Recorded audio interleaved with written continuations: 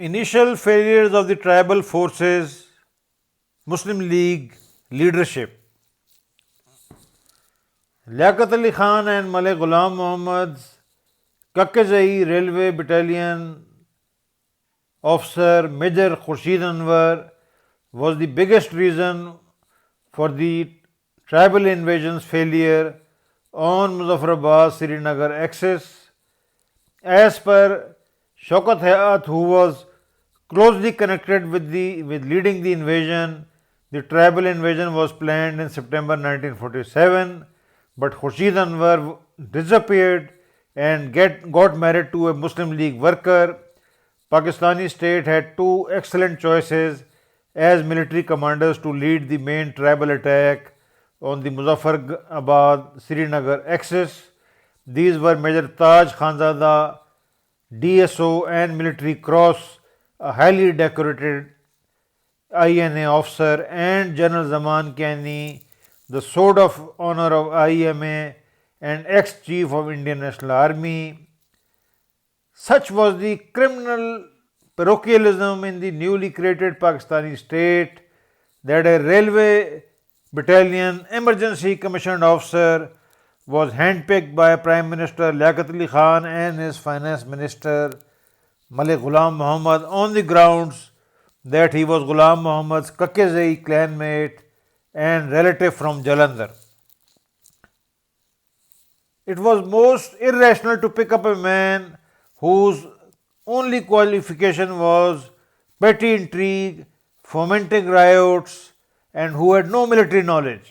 A railway battalion officer, Supply Corps, who had been removed from the Indian Army for financial irregularities. But that is how the All India Muslim League was run right from its creation in 1906.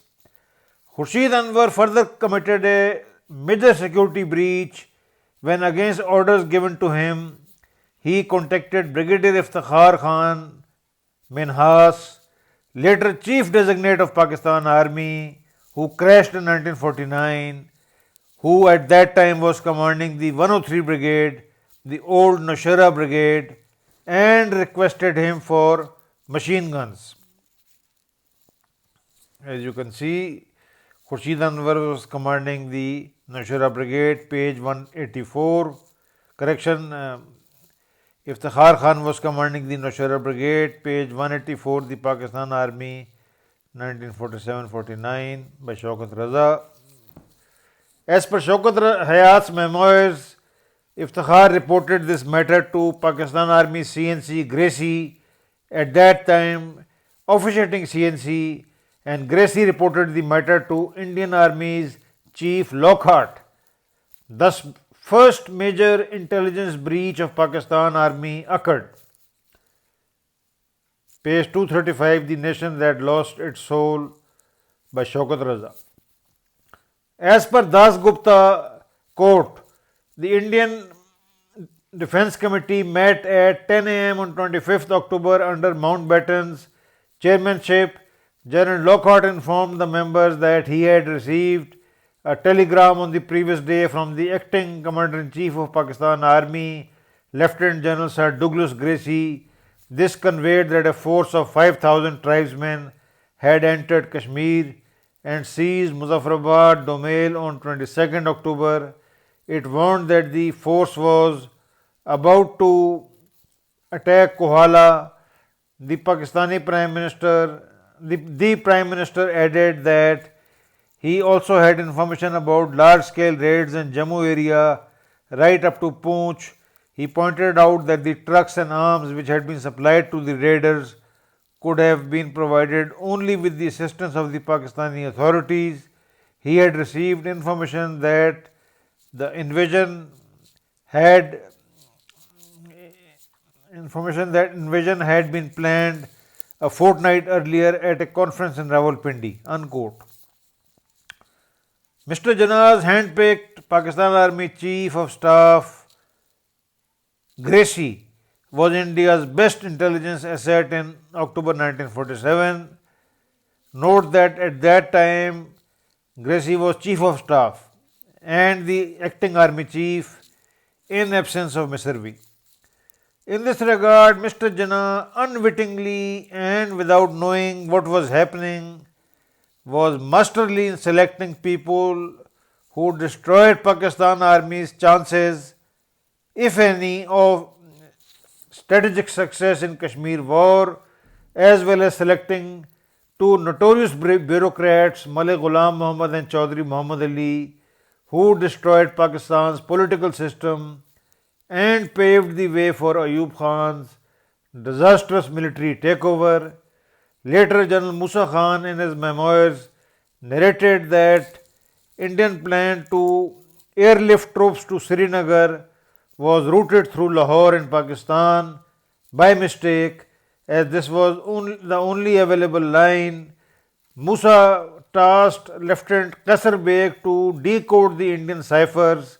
Once this was done, Musa contacted Chaudhry Muhammad Ali, whose staff forbade Musa on the grounds that Chaudhry was sleeping. Musa then sent the intercepted Indian plan to the Pakistan Army, DMI and DMO, Brigadier Sher Khan Military Cross, who, as per Musa's account, did not do anything.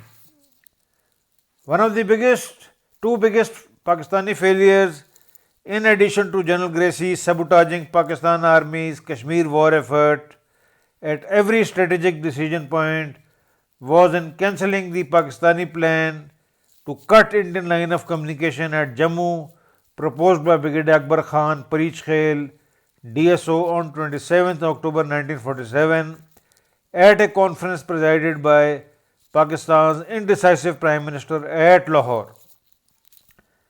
As per Akbar Khan, the idea was only supported by Mamdot and Qayyum Khan, while the majority participants had cold feet. As you can see, this is the map to illustrate Muslim League-led government's greatest strategic Kashmir failure in South Kashmir in failing to attack Jammu with irregulars. Now, this was the plan proposed by Akbar Khan to attack Jammu instead of following this tortuous long route through the Jhelum defile, which was actually followed, where the tribals would be a total sitting duck, as actually happened. They were totally defeated at Patan, as you can see. This was the brilliant strategic plan proposed by Akbar Khan, but Pakistani leadership, the Muslim Leaguers, had cold feet and vetoed this plan. Brigadier Akbar Khan, DSO, described this meeting of indecisives as below, quote, "In Pakistan, the same evening, the Prime Minister held an unofficial conference at Lahore to consider the situation arising out of Kashmir's accession and India's military intervention. At this conference, among others, were also present Colonel Sikandar Mirza, then Defence Secretary, later to be Governor General, Chaudhry Muhammad Ali, then Secretary General, later to be Prime Minister, Abdul Qayyum Khan, Chief Minister of the Frontier Province, and Nawab Mamdot, Chief Minister of the Punjab. Brigadier Sher Khan and I were also invited. At this conference, I proposed that an attempt should be made to liquidate Jammu in order to block the only road leading which India could send reinforcements into the valley and rest of Kashmir. I did not suggest that troops should be used for this purpose or that the government should get involved in this. I suggested only that tribesmen may be allowed to make the attempt.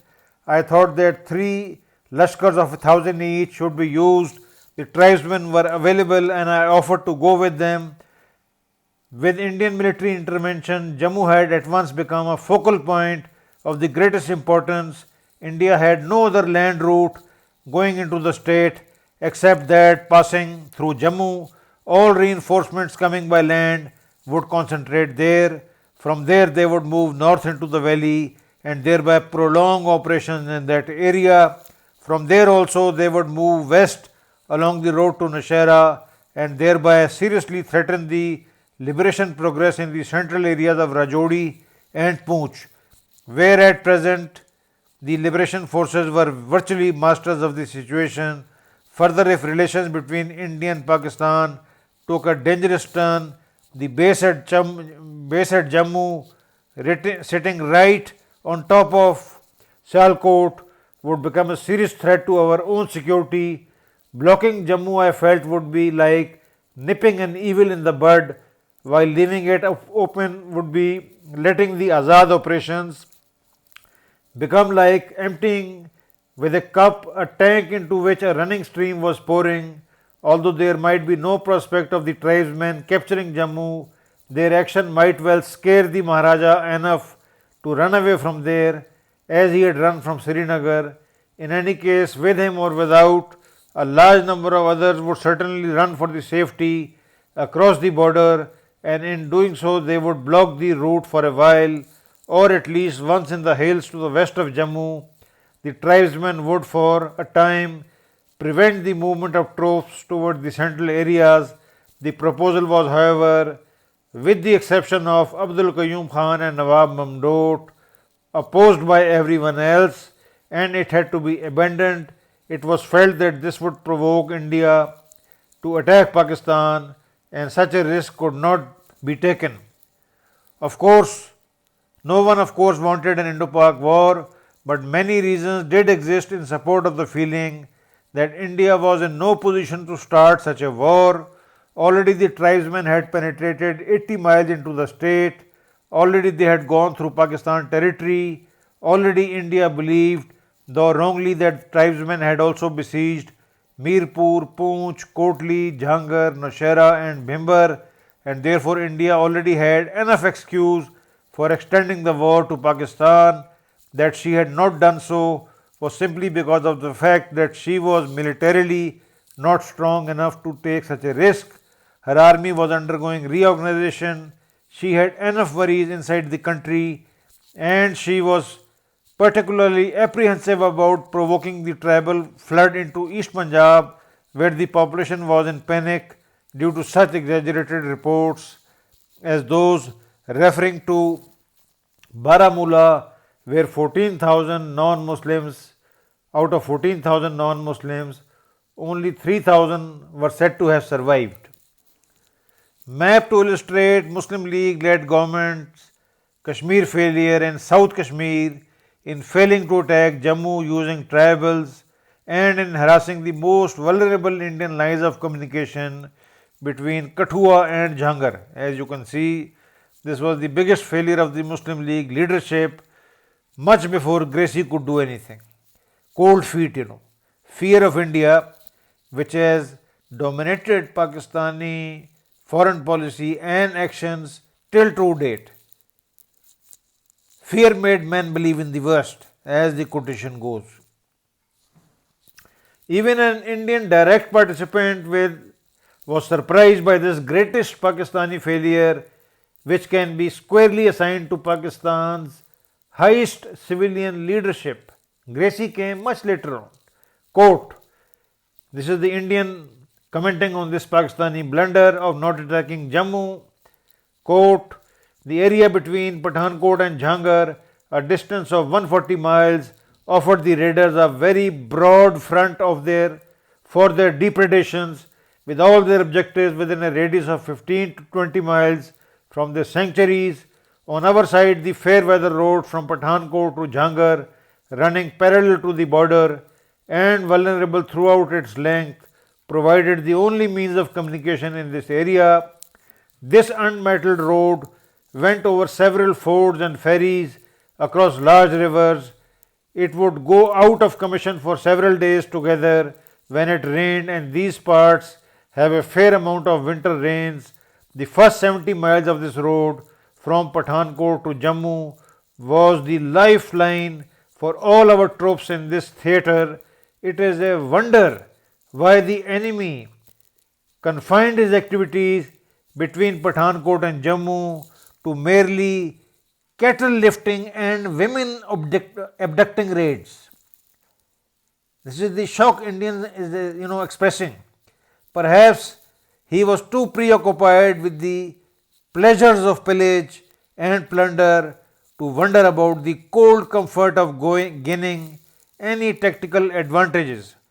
This is from the Indian book Operation Rescue, Military Operations in Kashmir 1947 to 49 by Major General S.K. Sinha, published by Vision Books, New Delhi, 1977, pages 35 and 36. The second greatest Muslim League leadership failure was not agreeing to Lieutenant Colonel Tommy Masood Khan's proposal to attack Srinagar with a squadron of PAVO cavalry's armored cars. As you can see, far greater than General Gracey's disobedience of Mr. Jinnah's orders was Muslim League leaders' cowardly failure to agree to Lieutenant Colonel Tommy Masood Khan of PAVO cavalry's proposal to attack Srinagar with a squadron of PAVO cavalry armored cars already stationed at Rawalpindi. This was the plan, and the tribals were already attacking Srinagar. This was the biggest civilian political blunder of Kashmir War, much before Mr. Jinnah ordered Gracey. Thus, a conference was held between 30th October and 4th November, where Kashmir's fate was sealed by Pakistani political and military cowardice. Brigadier Akbar Khan, the military man in charge of the raiders operations, had returned to Pindi after a visit to the front line at Srinagar. The tribesmen had not yet been repulsed and were planning infiltration operations with the aim of capturing Srinagar airfield. Akbar Khan's analysis about the operational solution to the problem of tribesmen' inability to attack well entrenched Indian infantry supported by our aircraft and artillery was to provide the tribesmen with armored cars. Major Masood from 11 Cavalry, stationed at Rawalpindi, volunteered to take his own squadron's armored cars to Srinagar on his own initiative without informing any superior headquarter. Akbar Khan stated in his book Raiders in Kashmir that Major Masood said that the armored cars would go without official permission at his own risk and that the men would be in civilian clothes. This fact is proved by two independent authorities who were not from the armored corps and thus had no ulterior motivation or desire to project 11 cavalry. One was General Akbar, who was present at the conference, and the other was Brigadier Amjad Ali Khan Chaudhry, who was a gunner and was also present at the same conference. Akbar states that as the conference was coming to an end, Raja Ghazanfar Ali Khan, a Muslim League leader and central government minister, entered the room. Brigadier Sher Khan, who was the director of military operations, had also joined the discussion. This Raja Ghazanfar, despite being from a so-called martial area, was horrified about the armored cars proposal and, according to both Akbar Khan and Amjad Chaudhry, opposed the idea. He was supported by Brigadier Sher, Lion Khan. Both the minister and the lion-hearted brigadier feared that such a step would lead to an open war between Pakistan and India. Again, the fear of India. This is Colonel Tommy Masood Khan, who proposed the attack on Srinagar using armored cars. He was from Deval Sharif Mari and a Dhund and Abbasi from PAVO cavalry. Amjad Chaudhry states that one of the participants at this conference, a Muslim League minister, Raja Ghazanfar Ali Khan, even voiced an apprehension that the unruly tribesmen may get unruly and damage the Maharaja's palace at Srinagar. Thus, in the end, Akbar Khan, who was not directly in charge of the operations of tribesmen, was overruled by a pacifist Muslim League minister more keen to enjoy ministerial perks and a paper tiger brigadier wearing the mask of high-sounding appointment of director military operations. Major General Akbar Khan, the real hero of the 1947-48 Kashmir War. This is Akbar Khan Pareech Khail, not to be confused with General Akbar Khan PA1, who was a supply corps officer and had no actual war record in the fighting troops.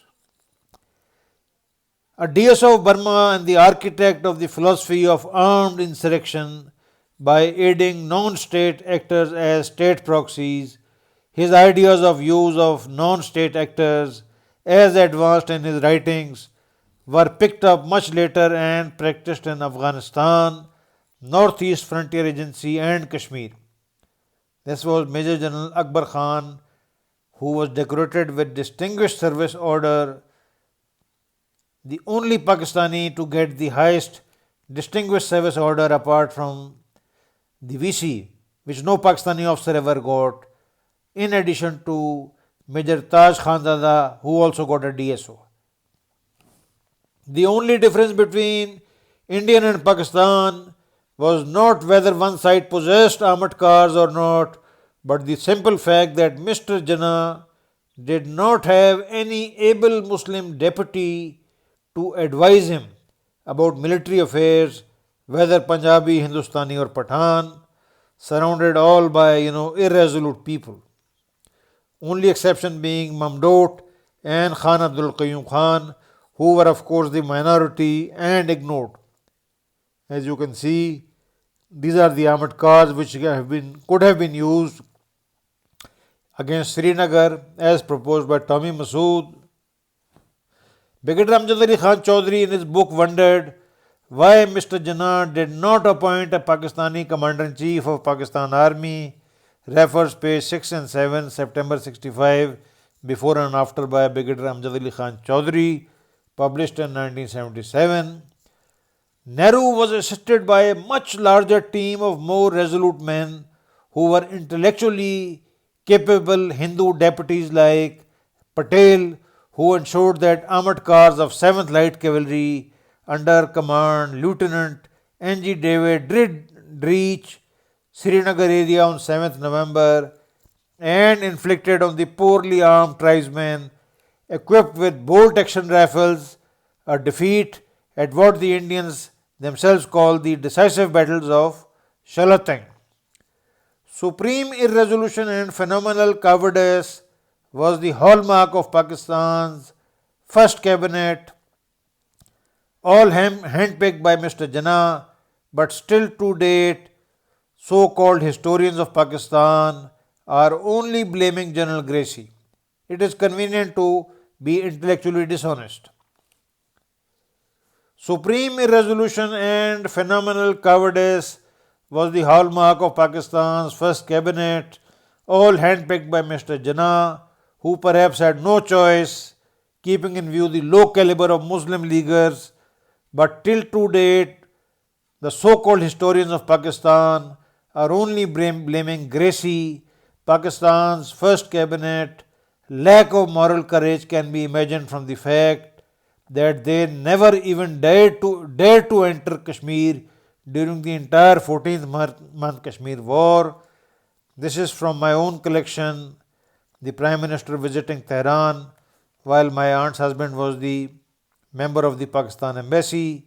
As you can see, Liaquat Ali Khan and Raja Ghazanfar are sitting here, a historic photograph of two gentlemen who failed to be decisive in the Kashmir War.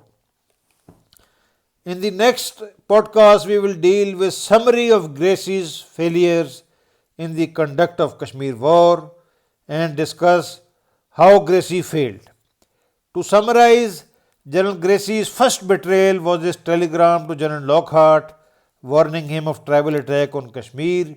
His second and greatest betrayal was sabotaging Mr. Jinnah's orders to attack Jammu and Kashmir, and more on this later.